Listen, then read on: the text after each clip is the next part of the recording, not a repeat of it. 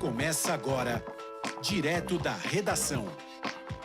Prestação de serviço para a comunidade. As notícias do Grande ABC. Uma produção da redação multimídia da Universidade Metodista de São Paulo.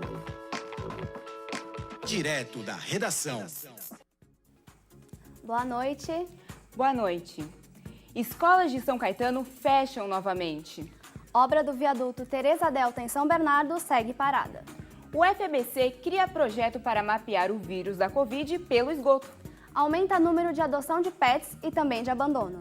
Governo de Santo André debate ampliação da unidade do restaurante Bom Prato da cidade. Sequelas causadas pelo Covid têm tratamento. Hoje é dia 21 de junho, segunda-feira, está no ar o Comunica ABC.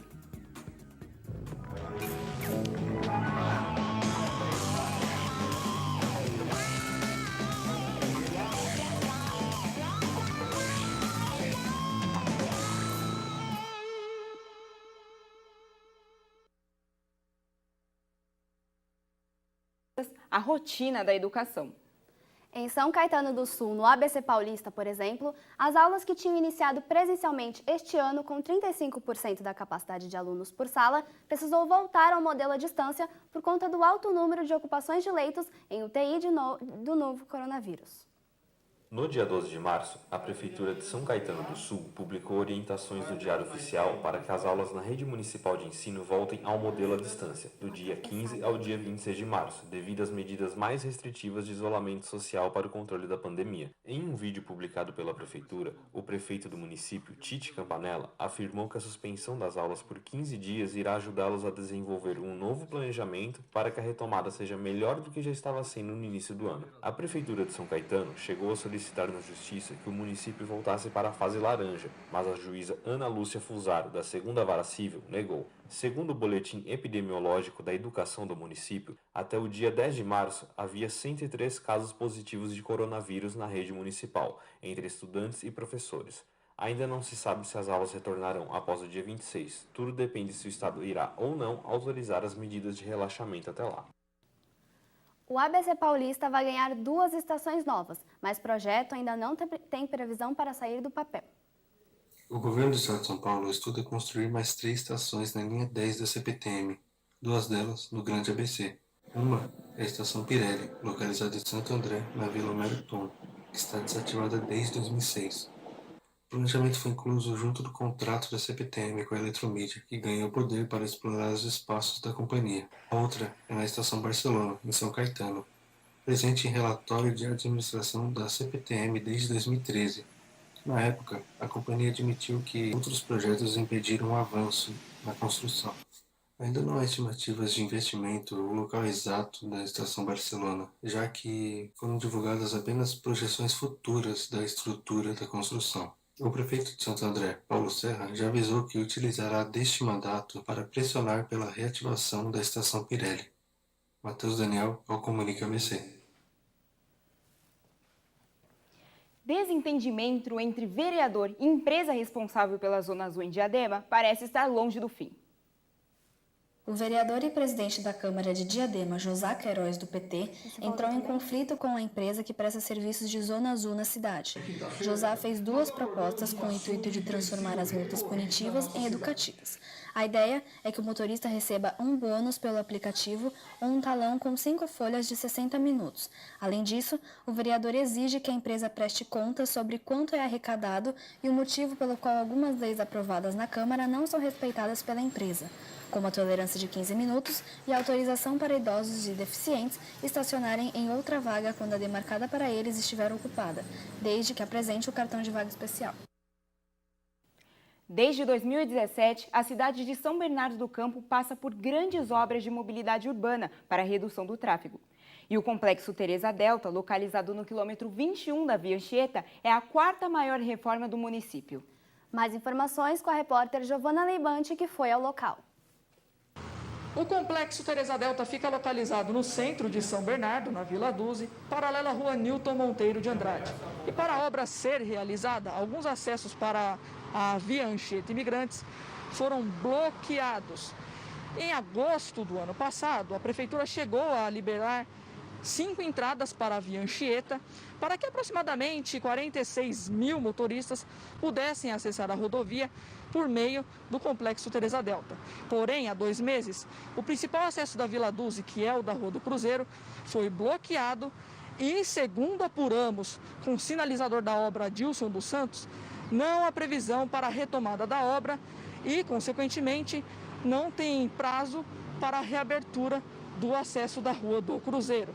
Ainda falta pintar as faixas, reajustar a sinalização e arrumar as mãos das ruas próximas. A Prefeitura chegou até a comunicar ao chefe de segurança, Evandro, que não há prazo. Desta forma, os motoristas devem acessar como rota alternativa a Rua Ângelo Duzzi, cortando pelo meio da Vila Duzzi. Giovana Leibante para Comunica ABC. Em um momento atípico como o que estamos vivendo por conta da pandemia, todas as iniciativas que têm o objetivo de ajudar no combate ao coronavírus são bem-vindas. Esse é o caso do projeto desenvolvido pela UFABC, que consegue mapear o vírus da Covid-19 nos esgotos da cidade do ABC. Um projeto desenvolvido por pesquisadores da Universidade Federal do ABC permite o monitoramento do vírus da Covid-19 por meio de análise nos esgotos.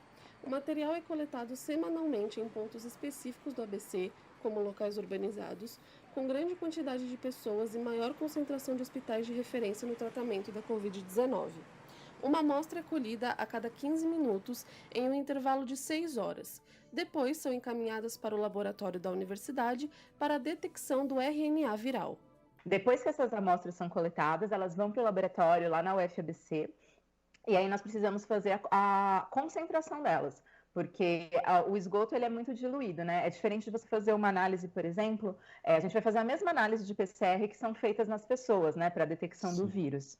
Só que o esgoto, ele é muito diluído, ele é 99,9% água. Então, a gente precisa, inicialmente, concentrar essas amostras. Depois que elas são concentradas, nós extraímos o RNA com kits de extração e, por fim, nós fazemos o PCR, né, para a detecção do vírus, né, e a quantificação do vírus.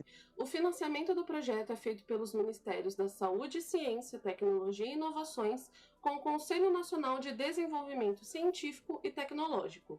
Os dados da pesquisa, que iniciou em junho de 2020, permitem antecipar o aumento de casos da doença de 2 a 14 dias. Acaba auxiliando, né? Ele acaba sendo uma ferramenta de auxílio para entender o comportamento desse vírus, né? É muito importante sempre, ainda mais numa situação que nem essa que nós estamos vivendo agora, que é uma situação relativamente nova, né? Uma pandemia, né? Nessa proporção, com essas características. Então, sempre o máximo de informações que nós pudermos reunir sobre esse assunto é melhor para a gente poder lidar com essa situação. O próximo passo do estudo é ampliar o número de pontos de monitoramento e integrar as ações da Secretaria Municipal de Saúde. A vacinação vem avançando aos poucos no país e o governo de São Paulo tem se mostrado otimista. Mais informações com a repórter Gabriele de Souza, que está no local. Boa noite, Gabriele. Boa noite, Júlia. Segundo o governo do estado de São Paulo, a previsão é de que toda a população maior de 18 anos do estado seja vacinada até o dia 15 de setembro, que vem sendo chamado como o Dia da Esperança. Até o momento, o ABC Paulista já aplicou mais de 1 milhão de doses e mais de 330 mil pessoas estão completamente vacinadas. São Bernardo do Campo é líder no ranking da vacinação, com mais de 370 mil doses aplicadas. Hoje eu estou aqui com a Laura Arcanjo. Boa noite, Laura. Qual a expectativa da vacinação na sua casa? Boa noite. Meu avô e minha mãe que trabalham na área da saúde já tomaram as 2 doses e a minha avó já tomou a primeira e está esperando para tomar a segunda. E você, já sabe quando será vacinada? A previsão é que eu tome a primeira dose em setembro. Gabriele de Souza para o Comunica ABC. Obrigada, Gabriele. 2021 foi o ano em que muitos profissionais precisaram se reinventar. E com o fechamento dos salões de beleza, maquiadoras do ABC Paulista começaram a disponibilizar cursos online e investiram na divulgação por meio das redes sociais para conseguir pagar as despesas de suas famílias.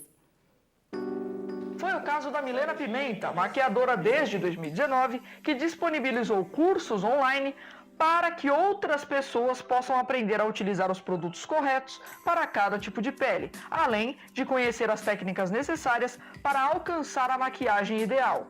o curso já conta com mais de 100 formadas e para a Milena, além de oferecer diversas dicas de maquiagem, também auxilia na hora de fazer compras conscientes e conseguir escolher o produto certo para valorizar os pontos de cada rosto. Porque eu estava acostumada com uma vida muito agitada, com muito atendimento, com muita aluna, né, do aula de automaquiagem. Então aqui nesse cantinho aqui sempre estava lotado de meninas se transformando, aprendendo. Então a pandemia ela me afastou de tudo isso. Me reinventei de um jeito muito louco, nunca passou na minha cabeça que um dia eu poderia fazer isso, mas foi fazendo um Insta privado e dentro desse Insta privado eu fazia lives.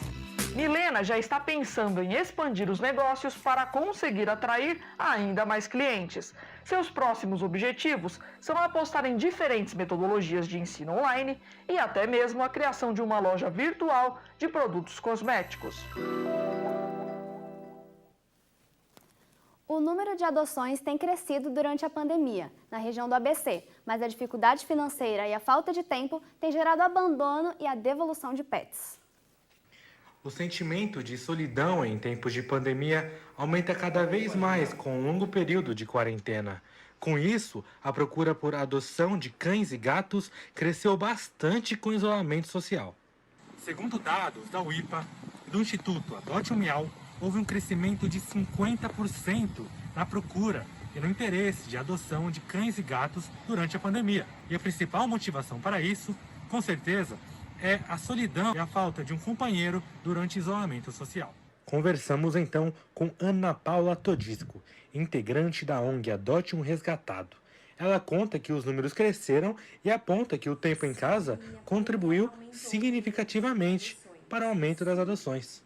O pessoal agora tem mais tempo para se dedicar a uma adaptação, a um novo membro da família, né? Então, pode-se considerar que sim, que aumentou o número de adoções, mas por conta disso, de a pessoa conseguir ter um tempo que antes não tinha para se dedicar à adaptação, principalmente se tem outro animal, né, que precisa de um cuidado a mais. Mas o maior problema é que muitas pessoas buscam o afago e o aconchego nos bichinhos, mas sequer sabem como cuidar deles em uma época tão complicada. A veterinária Safiri Cacaso alerta sobre a necessidade de acompanhamento do pet e como identificar casos de ansiedade. A primeira coisa a se fazer é o check-up no veterinário, né, onde você também vai receber toda a orientação desde a alimentação adequada, vacinas, vermifugação, antiparasitário.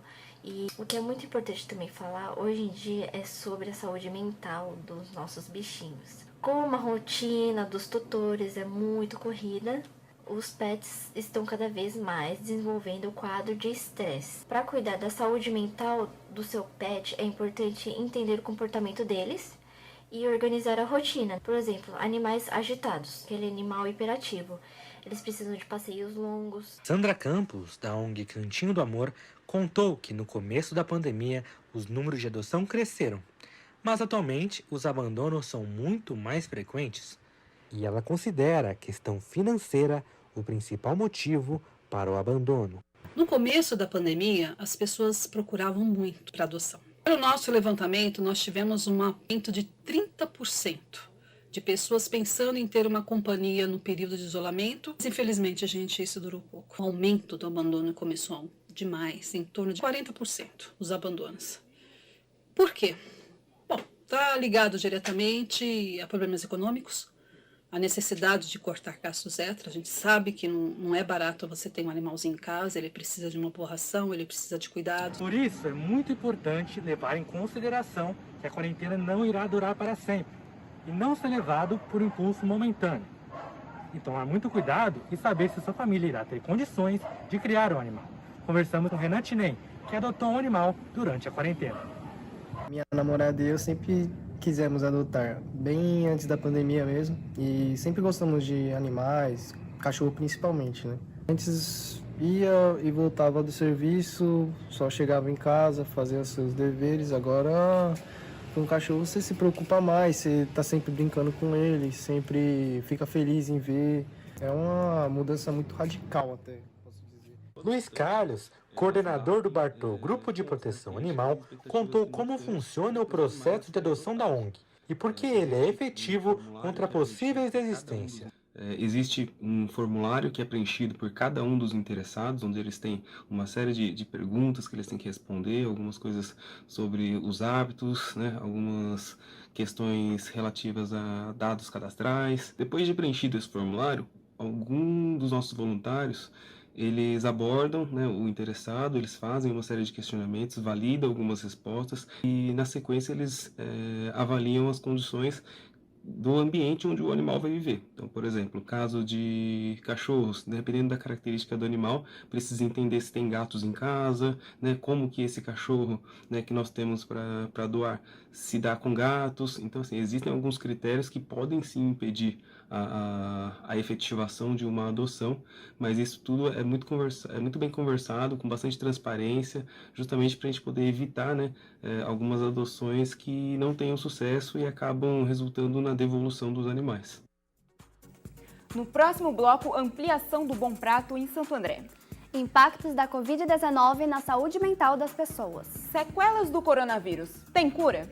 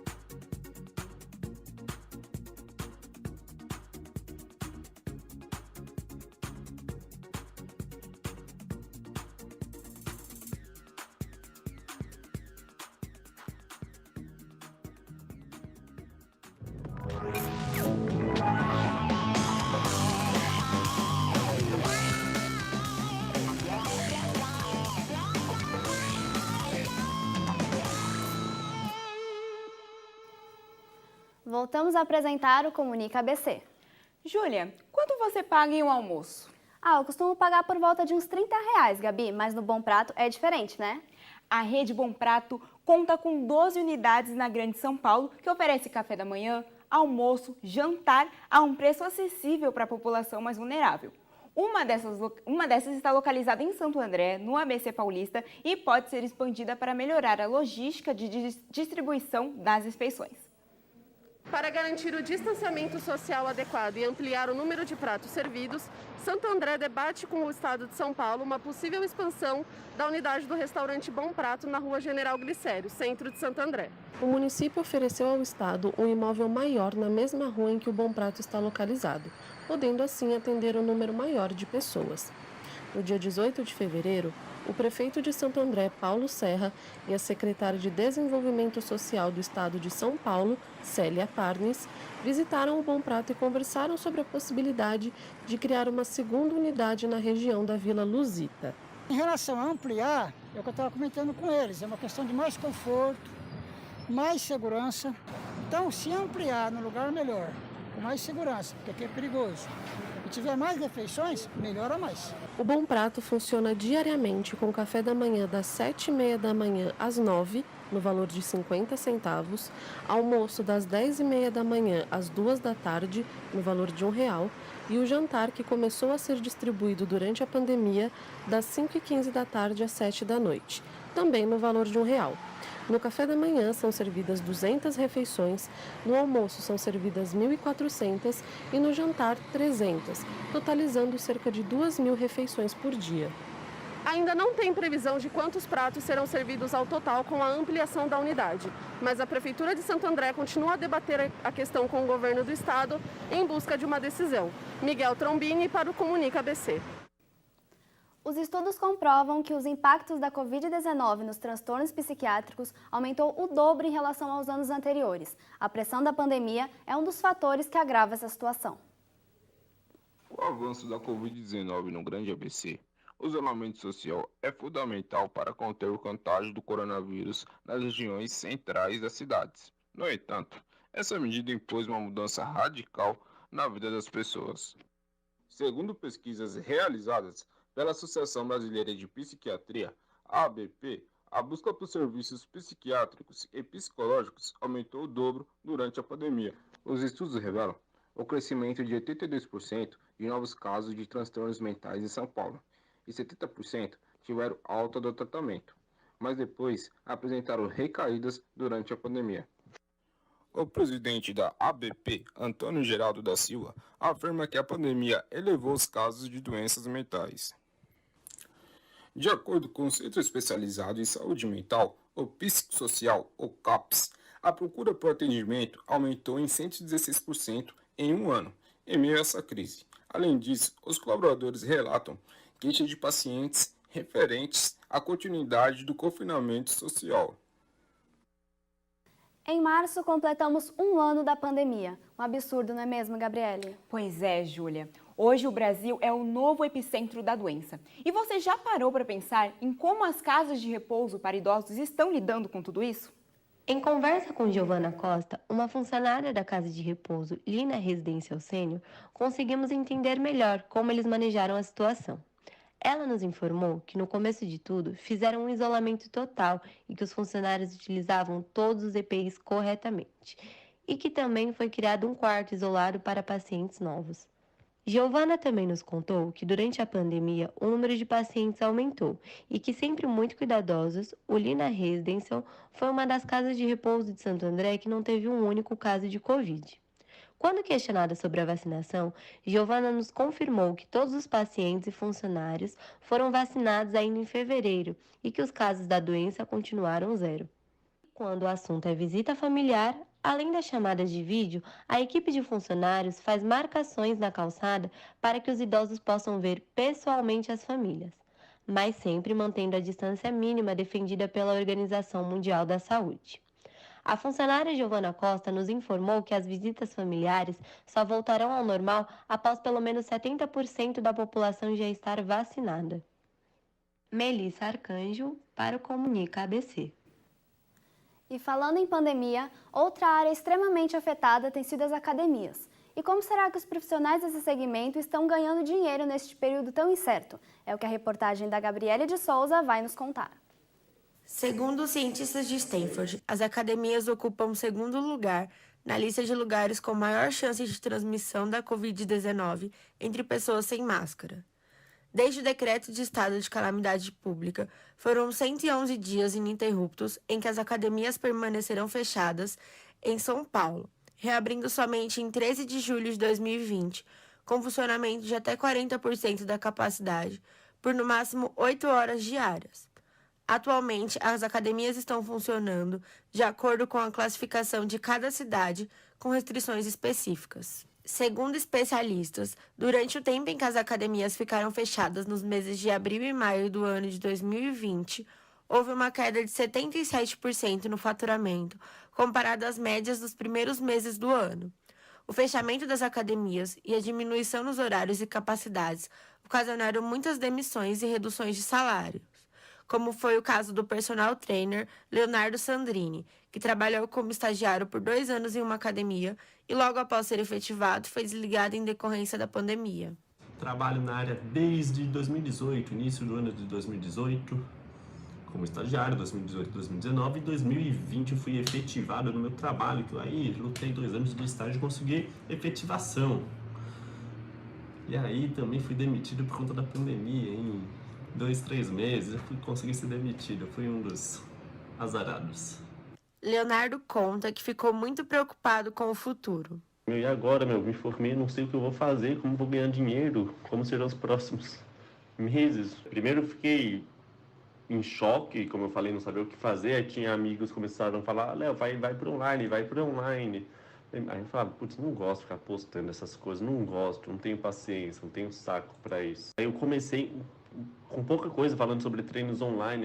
No entanto, Leonardo resolveu arriscar e passou a realizar os seus atendimentos e aulas virtualmente. O resultado o surpreendeu. Já passaram comigo 57 pessoas, 57 alunos, e hoje tenho, em média, 42, 45. Hoje eu recebo mais, né, do que eu vinha recebendo na academia. Então, consegui comprar ferramentas que me auxiliam nesse trabalho online, até para eu conseguir fazer conquistas pessoais também, sem ser só profissional. Leonardo não sabe se pretende voltar a atender nas academias quando a pandemia chegar ao fim.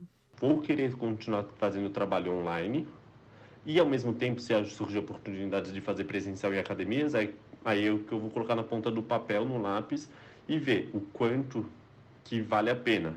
Trabalhar para a academia, isso hoje eu não consigo pensar, sinceramente. As atividades físicas são fundamentais para a saúde do corpo e da mente neste momento de pandemia. Com as academias e parques fechados, é importante praticar exercícios em casa diariamente. As atividades físicas são fundamentais para a saúde do corpo e da mente neste momento de pandemia. Com as academias e parques fechados, é importante praticar exercícios em casa diariamente. A Organização Mundial da Saúde, OMS, recomenda no mínimo 150 minutos de atividades físicas por semana para adultos e 300 minutos para adolescentes e crianças. Danilo Claudino, professor de Educação Física, ressalta a importância de praticar exercícios físicos diariamente. Exercício físico. A importância da prática de exercício físico é gerar qualidade de vida e bem-estar. E como esses exercícios físicos vão ajudar a vida das pessoas? Nós temos vários pontos e aspectos. O primeiro ponto que eu vou abordar é a melhoria da sua capacidade física, cognitiva, motora e coordenativa. O segundo ponto que podemos abordar, a prática de exercício físico ajuda no controle da obesidade, da ansiedade, da depressão e da diabetes.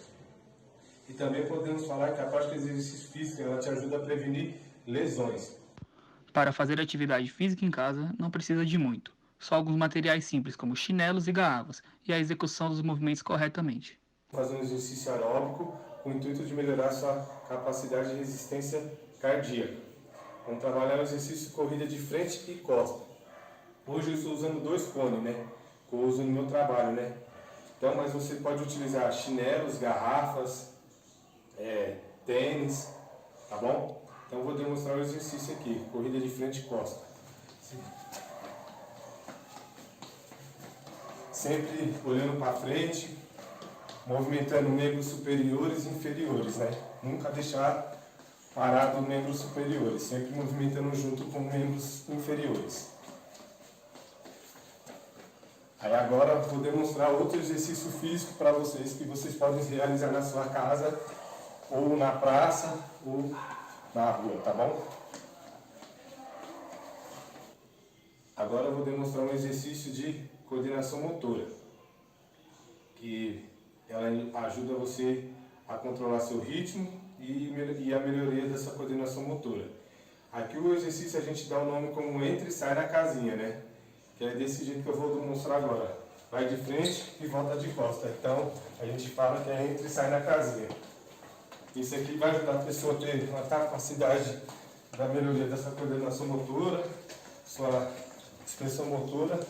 Então é um exercício muito bom que você pode fazer em casa também, que vai ajudar muito. A Covid-19 deixa rastro em pessoas que já foram infectadas, porém existe tratamento. Mais informações com o repórter Igor Germano. A pandemia do Covid-19 já infectou mais de 11 milhões de pessoas e também causou mais de 290 mil mortes só no Brasil. Segundo o novo resumo de política da OMS, no Brasil, cerca de 1 a cada 10 pessoas acabam tendo sequelas do Covid-19 por até 12 semanas.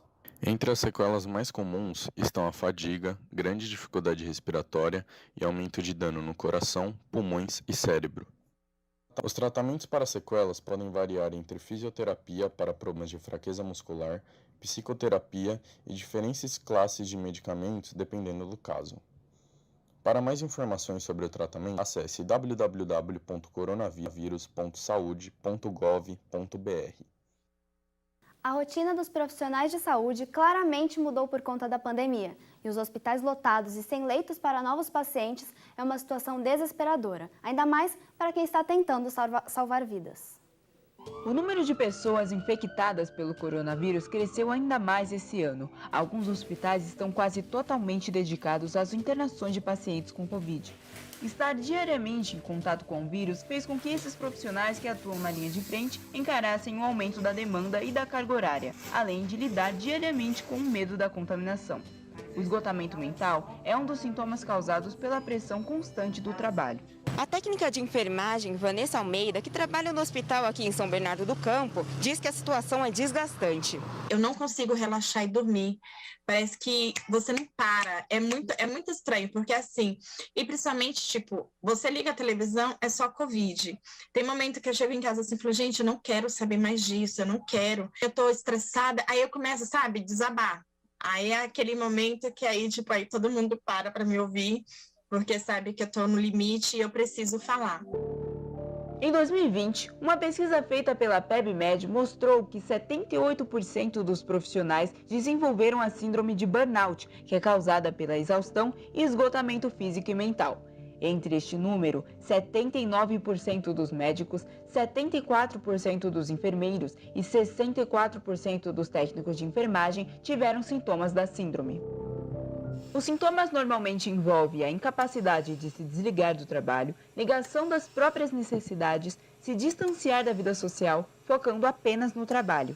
Tem um desfalque da equipe, esse desfalque tem muito a ver também com os adoecimentos, a equipe tem adoecido pelo Covid, inclusive, e os adoecimentos referentes à saúde mental. E também tem esses afastamentos por crises de ansiedade e de depressão. Mas aqueles que têm amor à profissão, se dedicam e cuidam muito bem do paciente, como se fosse um parente. Agora, quem é que cuida desse profissional? Né? Então, assim, eu tenho que me disponibilizar a cuidar do meu paciente, mas eu me cuido, eu me ouço, eu tenho um tempo para mim. Para a gente ter a nossa saúde mental em ordem, nós temos que ter um mínimo de tempo, não importa meia hora, uma hora, cada um vai ter alguma disponibilidade para cuidar de você. Existem grupos de profissionais que atendem, inclusive, de graça, né? Então, isso é fácil de você encontrar. Tem aqueles canais como o CVV também, funcionam bem. Existe a possibilidade da terapia online, às vezes o profissional não tem esse tempo mesmo de ir até um consultório. Online funciona, né? Outras práticas, tem gente que recorre à meditação, exercício físico, principalmente corrida, caminhada, exercícios que exigem mais musculação, puxar ferro mesmo, enfim. Mas no meio desse momento difícil, esses profissionais encontram pequenas atitudes de gratidão. A pessoa te olha, a pessoa te chamar por nome, eu acho isso muito importante, tipo assim, Vanessa, obrigada, sabe, essas coisas que dá uma paz pra gente. É uma profissão de muito amor, e com certeza essas pessoas que estão aí na linha de frente, não só da área da saúde, mas também em todo no hospital, desde a limpeza, do raio-x, de recepção, tudo, é corajoso, é questão de amor. Obrigada por nos acompanhar. Esse foi o Comunica BC, uma realização dos alunos do 5º semestre de jornalismo da Universidade Metodista de São Paulo. Até a próxima e tchau, tchau.